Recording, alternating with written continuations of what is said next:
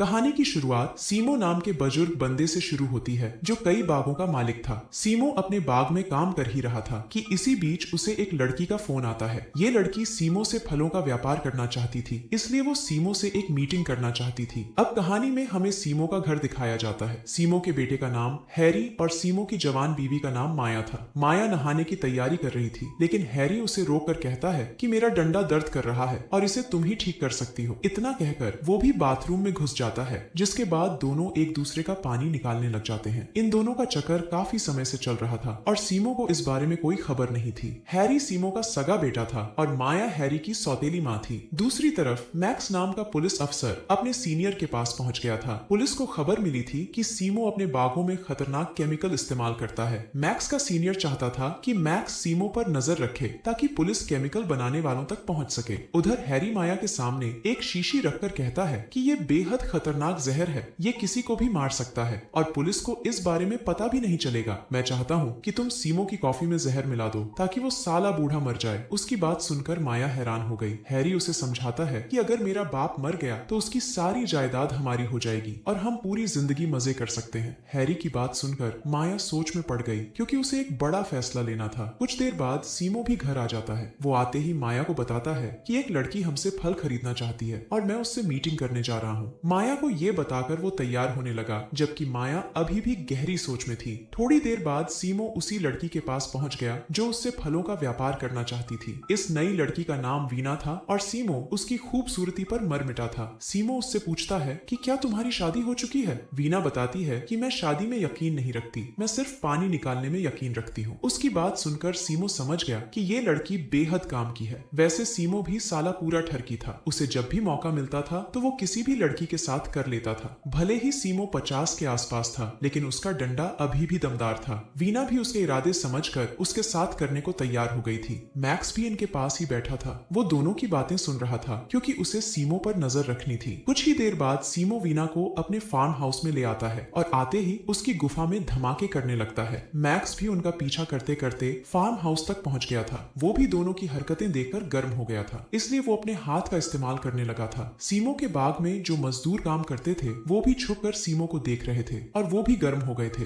काफी देर तक जब सीमो घर वापस नहीं आता तो उसकी बीवी माया उसे फोन करती है। सीमो उसे बताता है कि बाग में काफी काम है, इसलिए आज रात में घर नहीं आ सकता। सीमो की बात सुनकर माया को उस पर शक होता है। उसे इतना तो पता था कि उसका पति ठरकी है और इस वक्त वो एक लड़की के साथ है। थोड़ी देर बाद हैरी आग में घी डालने लगा। वो माया को समझाने लगता है कि सीमो लड़की के साथ ही होगा और उसकी गुफा में धमाके कर रहा होगा। माया को उसकी बातें कड़वी लगती हैं। वो उसे चुप रहने को कहती है, जिसके बाद हैरी गुस्सा होकर सोने चला जाता है। अगले दिन भी वीना सीमो के बाग में ही थी। सीमो उसे बताता है कि मेरी पहली पत्नी बीमारी से मर गई थी और उसने मुझे हैरी नाम का बेटा दिया था। उसके बाद मैंने माया नाम की जवान लड़की से शादी कर ली और अब वो ही मेरे घर का ख्याल रखती है। वीना को अपने बारे में बताकर सीमो उसे फिर से दबोच लेता है और दोनों बाग में ही पानी निकालने लगते हैं। मैक्स भी दोनों पर नजर रख रहा था और वो फिर से अपने हाथ का इस्तेमाल करने लगता है। उधर हैरी अपनी सौतेली माँ के साथ बाथरूम में लगा हुआ था। इसी बीच सीमो वीना को अपने घर ले आता है। माया ने सीमो की बाइक की आवाज सुन ली थी, जिसके बाद वो जल्दी जल्दी बाथरूम से निकलकर अपने कमरे में चली जाती है। सीमो जैसे ही अंदर आता है तो माया कमरे से बाहर निकलती है। वो माया को वीना से और वीना को माया से मिलवाता है। इसके साथ ही वो माया को बताता है कि वीना फलों का व्यापार शुरू करने वाली है। वीना नहाना चाहती थी, इसलिए वो बाथरूम में चली आती है। उसे ये नहीं पता था कि बाथरूम में हैरी छुपा हुआ है। इसी बीच माया काम करने लगी थी, जबकि सीमो कमरे में चला जाता है। बाथरूम में वीना ने कपड़े उतार दिए थे और हैरी उसे पर्दे में छुपकर देख रहा था। वीना जैसे ही पर्दा हटाती है तो उसकी नजर हैरी पर पड़ती है। इससे पहले कि वीना शोर मचाती, तभी हैरी उसे दबोचकर कहता है कि मैं सीमो का बेटा हूँ। उसकी बात सुनकर वीना चुप हो गई और आगे का काम हैरी संभाल लेता है। वो भी अपने बाप की तरह पूरा ठरकी था, क्योंकि वो भी वीना को गर्म कर उसकी गुफा में धमाके करने लगा था। मैक्स भी सभी पर नजर रखे हुए था, जो इस वक्त घर के बाहर था। माया सीमो को कॉफी देती है, जिसके बाद वो बाथरूम के बाहर आकर वीना से पूछता है कि तुम्हें इतनी देर क्यों लग रही है। वीना धमाके करवाते करवाते कहती है कि मेरा पेट खराब है। सीमो उसकी बात पर यकीन कर लेता है, क्योंकि उसे नहीं पता था कि अंदर धमाके हो रहे हैं। कुछ देर बाद माया सीमो और वीना को नाश्ता दे रही थी। नाश्ता करते करते